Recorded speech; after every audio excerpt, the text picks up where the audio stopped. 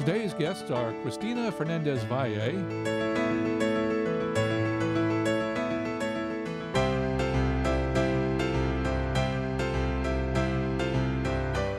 and Stacey Dunn.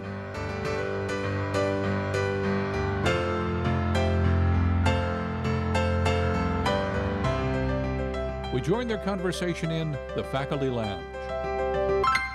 Orientations and I think so, but you know, they weren't that organized back then. Back then it right was a now little they bit different. do a really good job recruiting and orientating their new faculty. And so are you a Miami native? Cuba, Oh, but okay. Miami since I was like 10 months old. Oh, wow. So yeah, I'm Miami native. Oh, that's great. So then you met your husband. He was also studying clinical psychology? Yes. He went to University of Washington in Seattle and then went to University of South Florida to work with Mark Goldman, who's a very well-known, respectable substance abuse researcher. And he was very focused, and that was what he was going to do. And so we ended up in the same class, and we've been together ever since.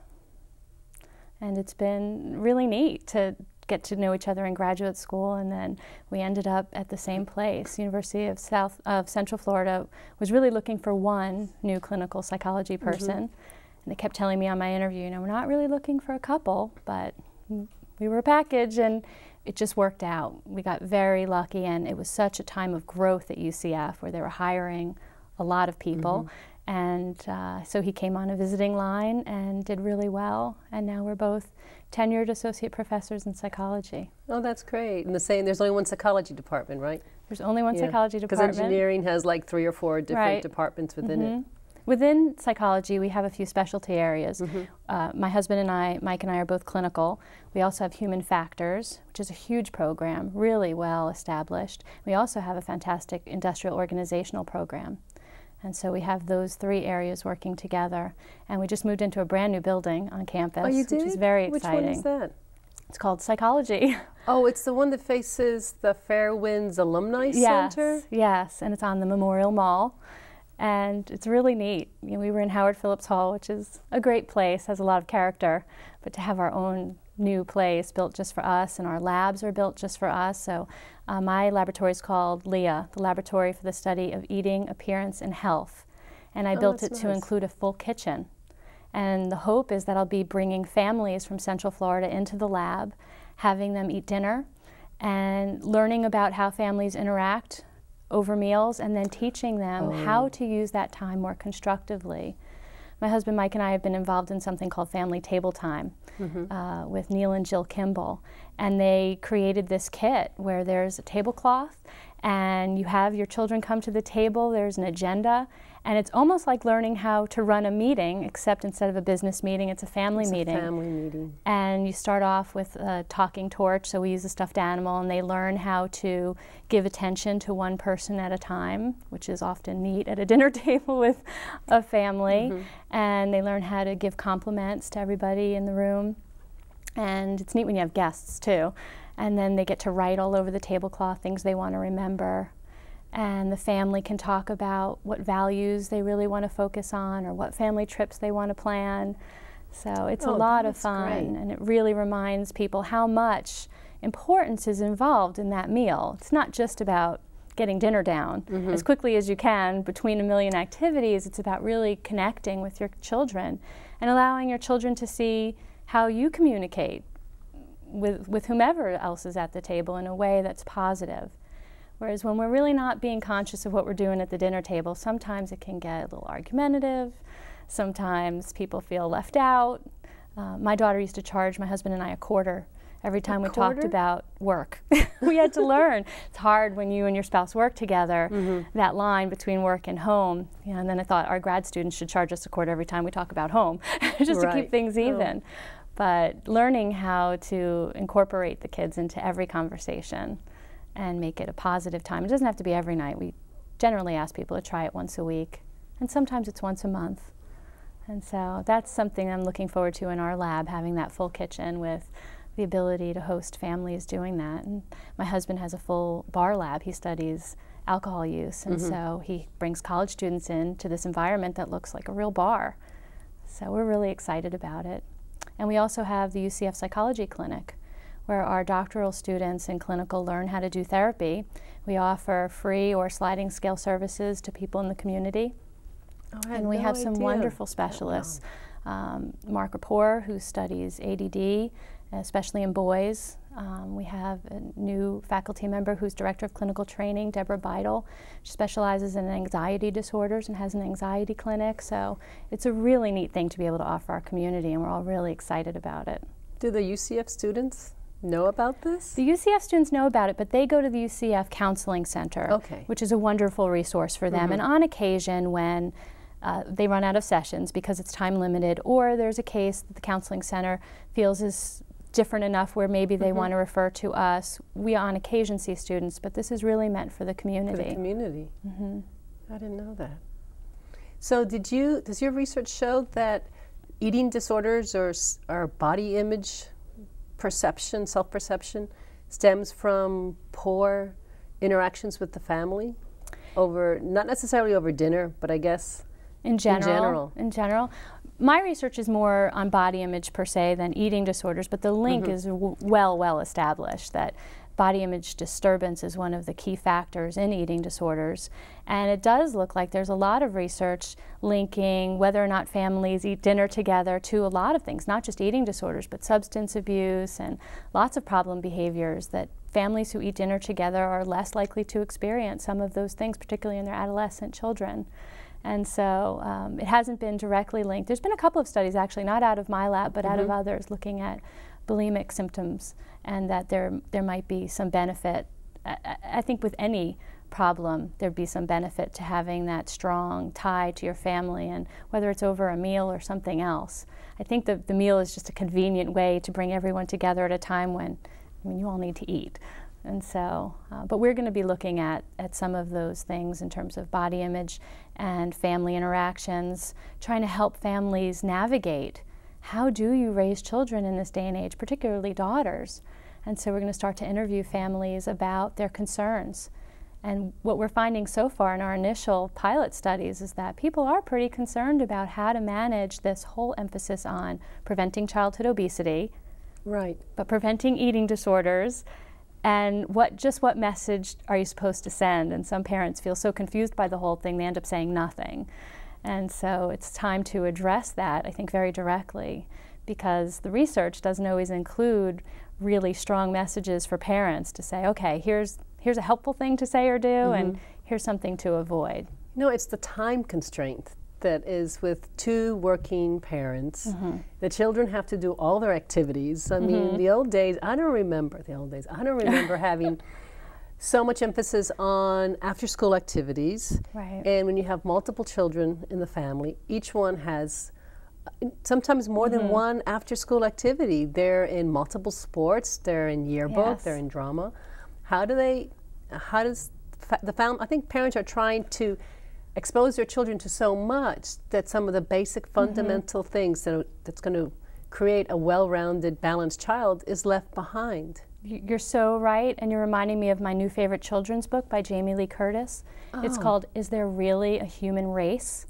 And it shows all these babies being dressed up as doctors and lawyers and professional athletes, and the idea is, just from the very start, there's so much pressure to define what are the strengths and which direction is the child going to go, and make sure you really tap into all of the potential. So much pressure. And it was quite different when we were very young. And I brought my mom with me when she was visiting to, at the time, my older daughter Nikki was probably 3 or 4, and she was in gymnastics, and it's this large place. And it's not that she was going to be a gymnast, it's just for psychomotor development and all of those wonderful things. And my mom just looked around and she said, "This did not exist when you were little. I promise you that. You didn't miss out. It wasn't there. We didn't do this kind of thing." And she almost felt defensive. They look at what we do and how much interaction we have with our children, and not just my husband and I, but families in general. And they keep commenting how much things have changed, and it's not always certain that it's for the better. I do a part-time private practice. I see lots of couples in therapy, and one of the themes I see over and over is that couples are forgetting to focus on each other, that the primary relationship is your marriage, and then the children sort of fall into place with you. These days, we really flipped it around. We have so much focus on our children, such a difficult time remembering to stay really connected to each other first. And families are struggling with all that competition that you're talking about, making sure that our children have the best opportunities, and it ends up being a lot of running around. Yeah, and then the marriage fails, or at least you're not able to role model a healthy relationship. So your children grow up thinking that it's normal to have this, even if it's unspoken tension in the house, where someone just isn't happy with the other person, or is so stressed with their job that they don't have time to create the healthy meal, so we do go through the drive-through. And I guess in your kitchen, it's as important also to learn how to feed your family. Going back to real basic, don't cook out of a box, don't go to McDonald's. And if you could learn to enjoy the time you have and incorporate your children into food preparation and say, okay, every Tuesday is our dinner night, and I cook with one child, or and it doesn't have to be fancy. And there are a lot of healthy foods that are easy to make, but all that pressure to run and do and be the best parent and have the best children. I have a good friend who called me once in the middle of a meltdown in the car, rushing her children. They needed to get to this activity, and she was freaking out. And I said to her, and what's the point of the activity? It's for them, right? For helping with their growth and development. And what's more important than having mom be okay? Let them be 15 minutes later. Forget about it. Oh, yeah. I completely wasn't thinking. It was about being perfect and getting to the activity on time. And so it's good for us all to check ourselves. Just how much is our own driven nature really affecting our children in a way that's not necessarily positive? It's a balancing act. Really. Yeah, and you seem to do it pretty well. Yeah. I guess it helps to have a husband that is in the same field, or has, understands and values where you're coming from. Yeah, we feel very fortunate because we do have a lot of similar ideas about what we want to bring to our family, and we don't always execute it perfectly, and we don't even try to. We try to do the best we can, but we really have a shared vision, and a lot of families just don't. They've either never had the conversation about what kind of parents do we want to be? What do we believe in? And so one of the family table time goals is to get families talking about that. What kind of family do we want to be? What do we want the environment to feel like? I think if people sat down and did that, they wouldn't say, let's all act like chickens with our heads cut off, run around frantically, and at the end of the day feel really exhausted and just be happy the day is over. That's not the goal. So really staying focused on what it is that's important is something that really helps to heal families, I think, who just get caught up. It's so easy in our culture. Just to, you get the brochures about all these children's activities, there's this unspoken pressure, well, the other children are doing this. Right, and when you try to plan like a birthday party, you can't find a time for a birthday party because, no, so-and-so has baseball, soccer, and you're like, my son is the only one who doesn't have all these activities. Right. My son was very good he's 16 now, but when he was young, he said, I don't like doing all these things. I don't want to play basketball all the time, and I don't want to go to swim meets all the time. And he just resisted. He needs his free time. I'm stressed. I need my free time. Good for him. And I honor that. And I'm like, okay, it's time for self-discovery. And then if you find something that you're interested in, then you go ahead and try and facilitate that for them. Right. And I found that's the only way you can get him to stay on task, because if it was his idea, he'll stick with it. If it's something I ask him to do or everybody else is doing, then he'd lose his interest and he forgets to go. He doesn't have his soccer shoes, his cleats, his socks. All those little signs he's not really into it. Right. Right. And I think offering kids two things, opportunity and encouragement. And that's really all you can do. The rest, pressure, they'll have pressure their whole adult life to have to do certain things at certain times. And it's a time really to just figure out who you are and what you like, not have pressure to do things because it looks good or because other children are doing it. And so family life has changed, and I can't help but wonder if the pendulum will swing back again at some point where people realize this is just burning everybody out. Excuse me. I hope it does. I hope so too. I know that one of the things that you've participated in has to do with women in science and engineering and inspiring girls in science and math. Yes, I Googled you. Oh. And I was so excited to see that. I have a colleague who went into a store one day and she saw a t-shirt in the girls department that said, "Math makes me dizzy."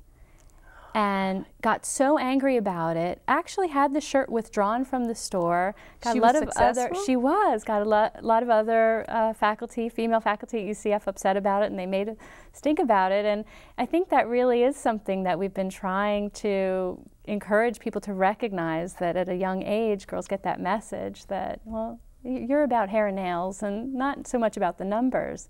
Is that something that you're invested in? I guess I see there's, at least two distinct populations of women. The ones that, for some reason, either were brought up that way or very influenced by media, and that's the way they feel. And then there are the others that are just defying stereotype, and they're in AP, physics and AP math, and they're not worried about that. They're worried about their futures and education, and there isn't a stereotype for them.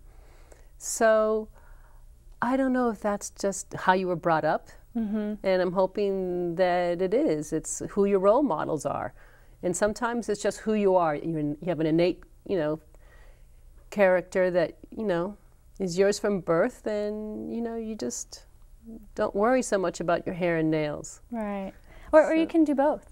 We always talk to our little girl. She's into everything. And I love that balance, that you love to talk about things that are more girly, stereotypically, and you also love to develop the parts of your brain that help you get better at math, and you're really interested in science. And so, again, I think it's that balance that you can have it all. You don't have to fall into one pigeonhole of what a girl is or isn't.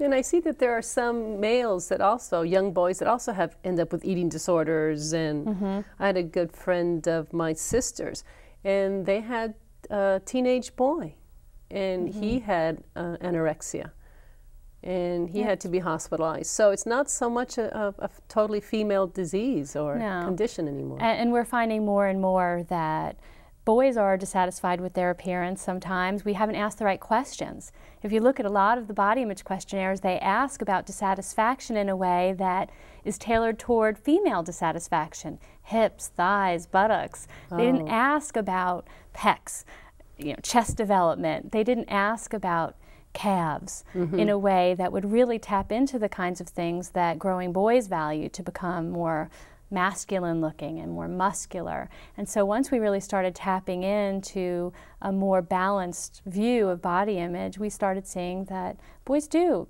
men do, have a lot of concern as well. Eating disorders are definitely more rare among males. That hasn't changed. There isn't a real big increase per se in the rates, but it does happen. And we're looking at different populations of males to see what are really the risk factors there. And that's a really new growing area of research, paying a little more attention to males who sort of slipped under the radar there for quite a number of years. Right. Well, the male models that you see on advertisement and on, print and in media, they don't, are they as thin as the runway models and the Kate Mosses? And no, they're not, but they're unrealistic too, in the sense that that's what makes a model, is that they are different, that they are part, like I think one study on supermodels is like they represent 1% of the population in terms of their height, their weight, their waist to hip ratio. That's what makes them unique, and it's not something that we're all supposed to chase after. But if you look at the male models, they usually are both very toned and muscular and highly attractive in terms of facial features. And so it is more difficult to attain that kind of physical attractiveness. But there are lots of different versions of males that are acceptable. In female figures, it seems to really have narrowed, where thinness has been equated with beauty. And in the male world, males overestimate how muscular females would like them to be. So they're thinking this big, Herculean, attractive appearance is really what is ideal. And when we ask women what they find most attractive, it's not quite as muscular, right? So, bigger is okay, smaller is okay. I think fitness is something that people do value, and that has evolutionary purposes because we want people to be good, healthy mates, and so you look for signs of good health. But the range is a little bit broader. You have your very thin rock star build, and so one of the cases of male anorexia that we know about was he was chasing after that rock star look, really wanted to have that gaunt, thin look, and you just never know what people are going to hold on to and idealize in a way that becomes negative for them because it doesn't fit their own body shape. And so really trying to get people to feel more accepting of what they have. And you know, you can enhance in different ways that are healthy, but it's okay. Whatever you were born with, however you look, that's what makes you you. And those are the messages we're trying to send out at young ages now. And does it self-correct with age, or are they a certain population of women and men that no matter how old they are, they always have this, you know, very serious unhappiness at their core, that it follows them into maturity? Is that why we're all having plastic surgery? Not all of us, but is that why there's not yet, right? I think, well, the plastic surgery craze is really interesting to me, and it's kind of like having that opportunity to make something look better almost puts pressure on you to make that better. That the more and more people who start defying age, the more the youth culture where that's what's valued and that's what we consider attractive, the more people who do that will really just keep perpetuating that. But there are some people who really experience their stress in life in a physical way. So rather than really thinking about the emotional issues that torment them, it really gets channeled into something about the way they look. Body dysmorphic disorder is something where we see people become really distorted. It's not an objectively unattractive body feature, but they become really, really obsessed with this particular body part, whether it's their nose or ears, or we had one case, it was a male's abs, his abdominal muscles, and it looks like it could be just an outlet that I don't want to deal with some of the real issues in my life. That's true. And so focus my energy on this one thing. And it becomes something that just gets really out of control. And everything exists on a continuum. So you have some people who might be really experiencing a major disorder like body dysmorphic disorder, and then you've got people on the other end who really don't care about their appearance, almost to the other extreme, that it's a statement that I don't care and I want to put that message out there because there is some insecurity about it, and then everything in between where it's a concern but it's managed. It doesn't take over one's entire self-esteem, or it doesn't cause depression. And that's usually when people don't have a checklist where their self-worth is based on how attractive they are found to be by others. And their self-worth is based on things like their intellect, how caring they are, what their relationships are like, and physical appearance is just part of that. It's not who they are, it's just part of the person. And that's when I think greater balance is achieved. So on some of these disorders, has it been linked to neurotransmitter disbalances in certain parts of the brain? Or is it just, you know, the first 3 or 4, 5 years of your life and what was going on in your immediate home life at the time? There's a great deal of research right now on looking at biological markers and studying brain imaging and really trying to understand if there isn't some biological basis for anorexia and possibly bulimia. And they're finding some differences between people who have eating disorders and people who don't. But then of course you have that problem of which came first. Right. And so it's an interesting area, but when it comes to, my area is more in body image, and most people experience some level of dissatisfaction and some behaviors that might be somewhat unhealthy because of that dissatisfaction. And I really do think that is linked more to different experiences. We look a lot at teasing. People could be teased at a young age, and they never forget that. They will always hold on to that. And really, even in their adult lives, even if they've had something corrected, it's a wound there. People who were chubby at one point in their life, who lose weight, will still see themselves as overweight. And so body image is one of those things where it's not completely fixed, that you can change and you can develop a healthier body image, but those early experiences say a lot in terms of how we come to appreciate our own physical appearance. Right. So there's this therapy called NEAT? Is it like neuro-emotional release therapy? I forget what the second E is. Okay. Have you heard of that? I haven't. Okay, so it's supposed to be where you focus on different times of your life. Mm-hmm. And I had a chiropractor once who was trained in this, and it was trying to, when you have negative memories, Mm-hmm. you store them not only in your brain, but you store them in different parts of your bodies. Mm-hmm. And you can release, by thinking about that, you can kind of clear the negative memory that you don't even know existed. And that reminds me also of Rolfing. There's something in therapeutic Right. massage also called Rolfing, where you're supposed to release all that has been trapped in your body with these emotional memories. Right.